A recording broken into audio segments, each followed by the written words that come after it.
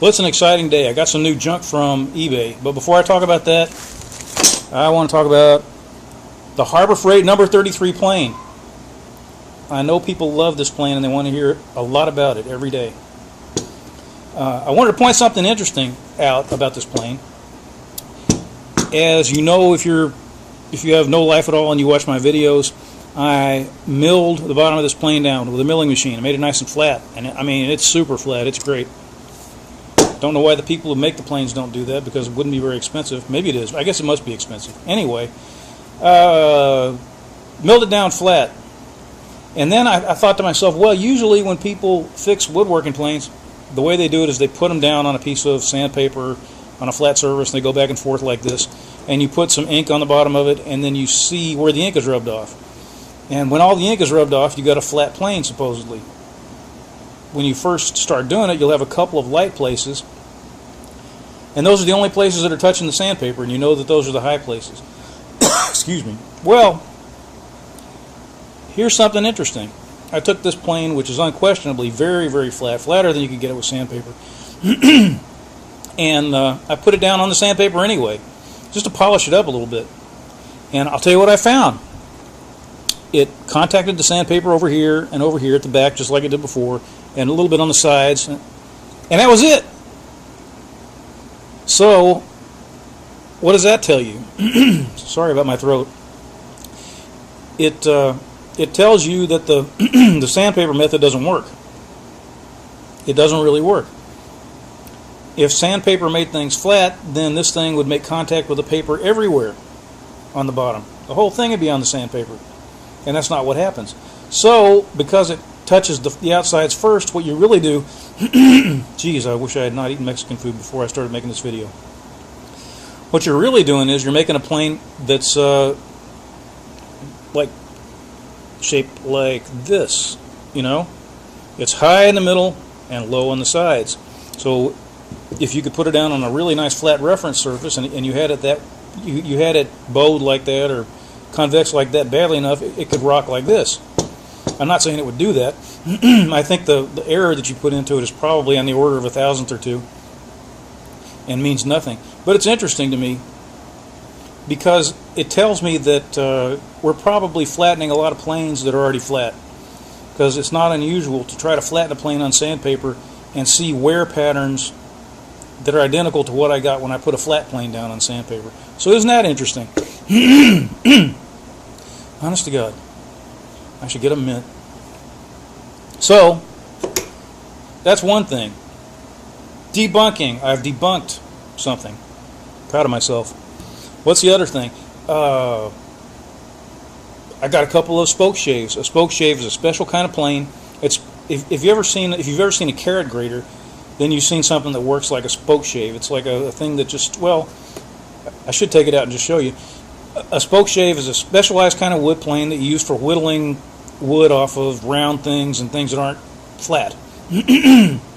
So, I decided to get a couple of these things because they're good for making round handles or whatever, or for smoothing inside curves on things. And I was fooling around on eBay looking at them. I decided to get two of them. They're made with round bottoms and flat bottoms, and the round ones can go into tighter curves. I was sitting there thinking, oh, you know, I'm gonna sit here and pretend that I'm mature and that I don't want to just blow money. So I'll get this one this week and I'll get that one next month, and okay, whatever. I bought them both. I mean, come on. I was going to get them anyway, so I ordered them both. And now you're here for the unbagging and the unboxing. And why are these big blobs on here? You're probably wondering. Because I realized this thing had my name and address on it. And it also has all sorts of computer codes on it. I didn't realize how many computer codes these things have. And a clever person could pick that code up. Maybe there's somebody out there who's smart enough to read these codes, even though I've kind of partially blacked them out. But a clever person could take these codes and, I don't know, maybe stalk me or something. Maybe some lovesick woman out there who loves YouTube video people. And then I'd have a problem. Look at this thing. Look at this. I mean, look at all of the places where this thing is rendered identifiable to computers. It's amazing how much our electronic slaves do for us now, and that's really what they are. They're slaves. It's astounding. They've got this thing rigged up so that almost no matter which way this box is turned, whatever kind of scanning machine they've got at the post office is going to know what it is and where it is. And yet they still can't get to my house on time. Right now I'm waiting on a camera from Amazon. Amazon Prime, I like Amazon Prime. I'm addicted to it. I realize that regular stores are going to go out of business and we're all going to have to buy from Jeff Bezos, or is it Bezos, or whatever his name is. And it's going to be the end of civilization. And I'm not for that, but I realize there's nothing I can do about it. So I signed up for Amazon Prime. I order a lot of junk that way, and it helps me to avoid getting in the car and interacting with humanity, which is always unpleasant. So I've started using Amazon Prime a lot, and I ordered a camera to replace my ancient cell phone camera because it cuts in and out and causes me trouble. So the thing that I've noticed about Amazon Prime is most of the time it's great. They guarantee you 2-day shipping. If you order something reasonably early on a certain day, it will get to you 2 days later. But I found out really that's not true. What they give you is actually 2.5-day shipping. It's like 3 days, 2 if you're lucky. Sometimes they will say, well, you order something on the 21st, and they say, well, it's going to be there on the 23rd. And then you go to the website later in the day, and it says, your package will be there on the 24th. And they don't say, we screwed up. They want you to think, oh, I guess I'm senile. I forgot what day of the week it was. And another thing they do is they lose things, I guess. I ordered this camera, and then I was sitting around waiting for it to come in because I'm tired of using the cell phone. And it never made it. And I looked at Amazon, and it said something like a carrier delay has been encountered. And they don't say what that is. It was supposed to be here on, what was yesterday, the 24th? It was supposed to be here on the 24th. Now they're saying the 28th. And they don't explain what's going on. They keep saying carrier delay, carrier delay, carrier delay. And it makes you wonder what's happening because Amazon hires these people that are, I guess they're like the Uber driver crowd. And I don't want to insult them or anything, but these are like people, they're not highly qualified to do anything. You know, they're people want to work for a living, want to do the honorable thing in life and get ahead, don't want to work at McDonald's, which I totally understand. So they get a little Japanese car and they drive around and they drop off Amazon boxes. And I am guessing because of I've seen some of these people, you know, with the piercings and the tattoos and so forth. And it occurs to me that these people probably are not the most reliable people on earth. They probably run off, they probably throw stuff out the window and go home early, deliberately deliver stuff to the wrong address, pull over, smoke weed, forget what they're doing. So my guess is that there's an Amazon driver somewhere in my county baked out of his mind on weed, and Amazon has been trying to text him for 2 days. And every time they can't get a hold of him, they say carrier delay. So I don't know. I love Amazon Prime, and we're stuck with it, whether we love it or not. So I don't have a camera. I got this stupid phone. So I don't know which Spokeshave is in which box. I'll tell you what I'll do. I'll open them up with my Amazon Prime knife. Ah, the glorious unbagging. Now watch, it'll turn out to be broken in a million pieces. It's a neat knife. Ah, get out of there. Alright. And of course it's got 400 feet of tape on it. I can't even guess. I'm going to make my own knife for cutting tape because I hate getting tape on nice knives. The goo sticks to the knife.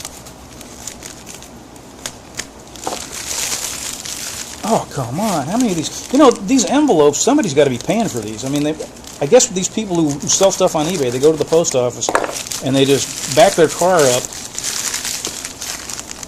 their 10-year-old Mini Cooper, and just fill it up with free envelopes. I don't know how it works. But one way or the other, someone is paying for these envelopes, and I have a feeling it's you and me. Oh my God, this is astounding.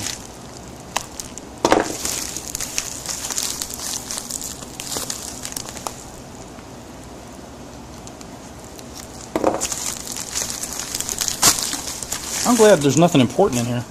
What if this was insulin, and I was sitting here about to go into a coma? Oh my, there's more tape!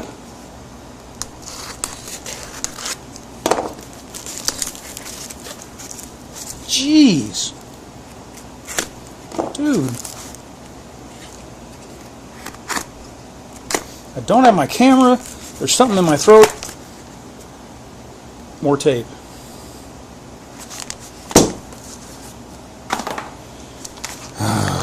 Can I just tear this? Do I really have to? Jeez. Paper is not the greatest thing for a knife edge either. If I find more tape in here, somebody's going to suffer. Hallelujah! Okay. So this is a Stanley Type 57 Spokeshave. Made in England, and somebody apparently bought it and didn't use it because it's in new condition. Should be pretty good. The bottom of it looks pretty good. I don't see any problems with it. Nice straight blade on it. You can see it's curved, and that's so you can get into little, you know, curvy places. Feels like it has a little bit of an edge on it. I don't think anyone has sharpened it except for the factory though. All right, box number 2. Let's see, how do you get in here?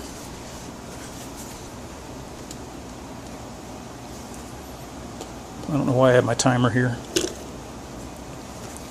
My garage is a total mess. I just can't get on top of it.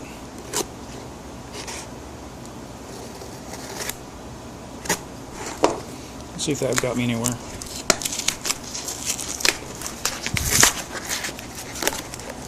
There's not all that much tape on this one, and I guess it's because when this guy went to the store, the other guy had bought it all. Okay. Come on. That's more reasonable. Wow, that's in good shape.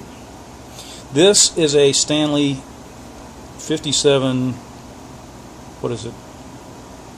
571 or something. What is it? I don't know. No, I'm sorry. Number 151. This is a 151. Very similar. It has a flat bottom on it. And appears either it hasn't been used or it hasn't been used much. The paint is perfect. One of the big differences between this and the other one is, you see, there's no. This one doesn't have the control knobs, the adjustment knobs that this one has on the top. These adjust the level of the blade, and the reason for that. Well, I'm not going to say it's the reason for it, because you can get one of these things that has adjustment knobs, but people say that you should try to get one that doesn't have adjustment knobs, because the adjustment knobs stick up and they get in the way when you're trying to cut an inside radius on something. So I'm going to take a look at these, see what needs to be done with them, and fettle them up and make them work. Here's the blade from the 57, the rounded Spokeshave. I just remembered the 151. The curved version of this is called 151R for round. So if you're buying a Spokeshave and you think, oh, it's 151R, that must be the same as a 151, and then you order it and it arrives and it's round, now you know why.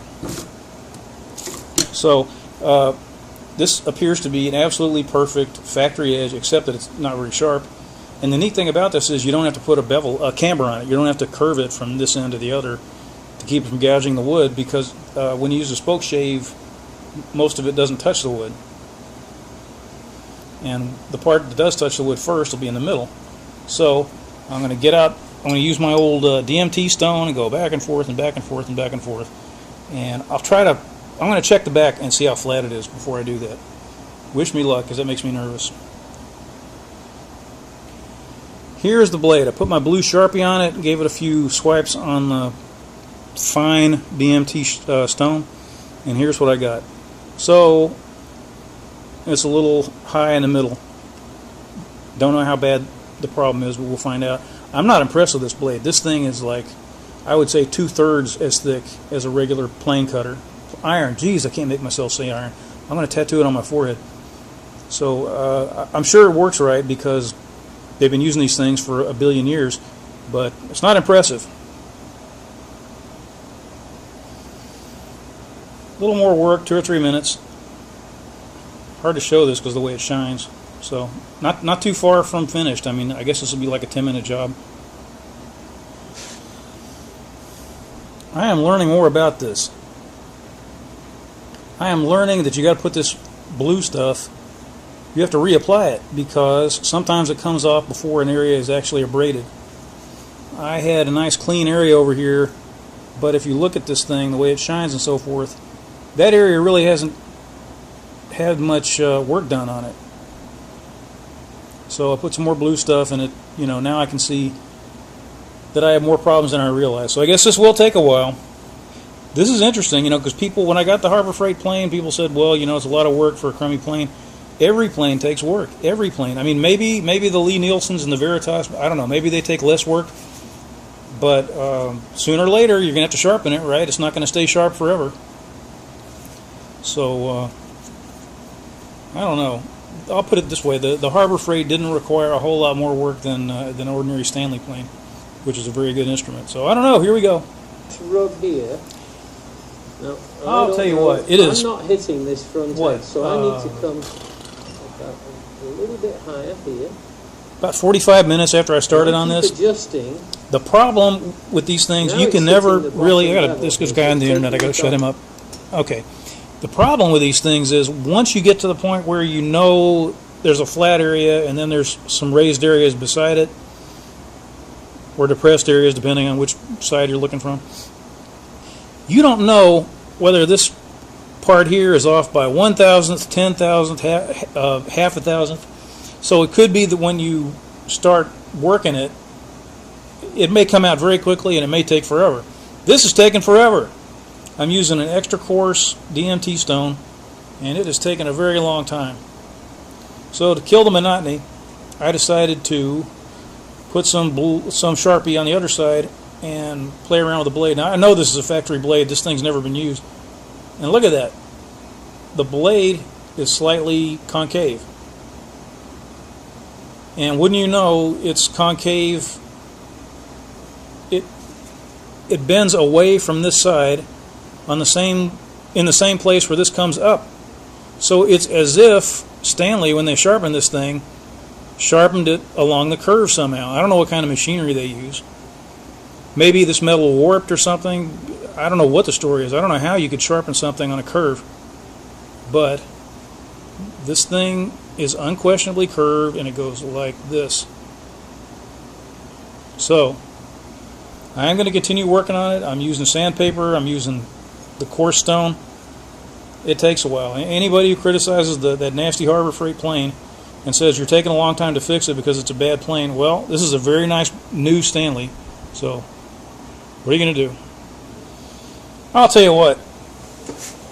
I'm going to have to get Lee Nielsen planes from now on. This is amazingly stubborn. Here's what I got. I hope you can see it. This little bit over here and this little bit over here do not want to be flat. What I'm trying to do is I'm trying to hold this thing so only like this much of the blade is on the stone, as little as I can get, because obviously the less, first of all, you don't need to sharpen this stuff back here. It's never going to be anywhere near the edge. You don't need to flatten it, I mean. You just need to flatten something up by the area where you sharpen it. And second, the smaller the area that you're grinding down, the faster it'll go. So this is kind of what I've settled on. Just like that. And I'm getting like half an inch of the blade on there. And boy, is it taking forever. I'm kidding about buying a Lee Nielsen plane. I mean, come on. I'm a goofball who works in his garage. I don't need one. I wouldn't know what to do with it. So I could use that yellow sandpaper, that coarser sandpaper. But it looks like this is my afternoon. The stubbornness of this thing astounds me. This side over here, pretty well done. This side over here, still holding out. So what I've been doing is I've been putting sandpaper on the stone and, you know, just running it back and forth. And it is coming off. But it is taking forever. This edge it's really neat the way this is coming out. I've been sharpening the edge a little bit, and you can see it's deeper on this side and on this side than it is in the middle. And the reason for that is because of the shape of the plane, because it's bent like a taco. And no matter what happens from now on, whenever I sharpen this thing and give it a straight edge, the sides are going to have a longer bevel. So, interesting to me anyway. Well, I'm going to settle for this. I don't think it's quite perfect over there, but I don't want to spend the rest of the evening doing this. I've been working on this thing for what, 2.5 hours or something like that? Some ridiculous amount of time. Crazy. So now I'm going to sharpen it and be done. I was going to say, I plan to just sharpen this the same way I would a plane. You know, back and forth like that. Some people like a jig, but personally, I can feel when I'm off the bevel. I mean, I can tell. It's pretty obvious. Sometimes you lose it, and then you just stop and start over. So I'll be done shortly. I've said that before, though. I'm showing you something that looks exactly like what I've shown you before, so it's probably a waste of time. But that's it. It took 4 or 5 minutes to put an edge on this thing. That was the easy part. Getting it flat, that was a nightmare. And it's really not perfect yet. I mean, one of these days I'll sit down and work on it some more. But I think it'll cut. So I'll put it in the shave and see if I can do anything with it, the Spokeshave. I'm not sure how deep the blades are supposed to be on these things. Pardon my messy bench. Always like this, won't lie. Not sure how deep to make these things. I just picked a depth where it looked like it would make a curl.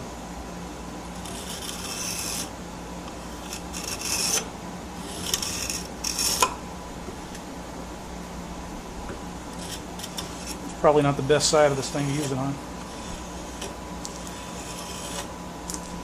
This is not flat on the bottom, so I think that's kind of deep.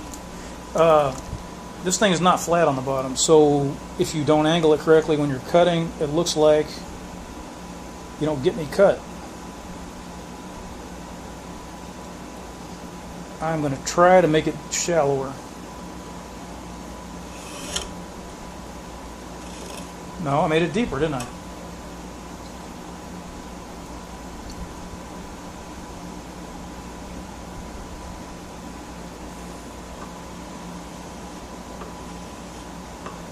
That's pretty shallow.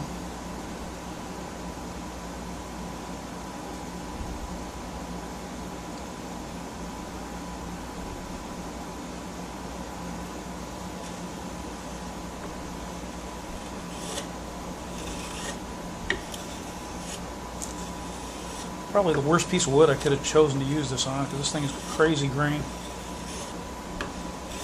Piece of cheesy scrap that I found on the floor.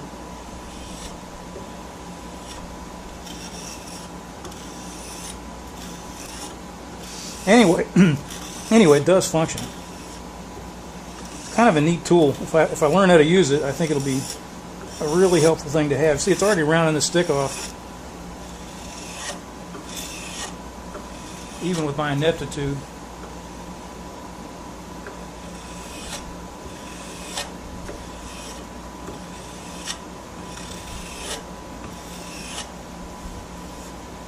Now I wondered when I got this thing, when I started looking at these things, I wondered why can't I just use a pocket knife for this? My people are from Eastern Kentucky. I used to go up there and hang out when I was a kid, and I used to trade knives with my great uncle. Everybody up there trades pocket knives, and what do you do with the pocket knife? Well, when you're not doing something useful with it, you whittle, and that means you take a piece of red cedar, you know, about as big around as a 2x2, and you just make shavings on it. You know, people used to sit in front of the courthouse and do this.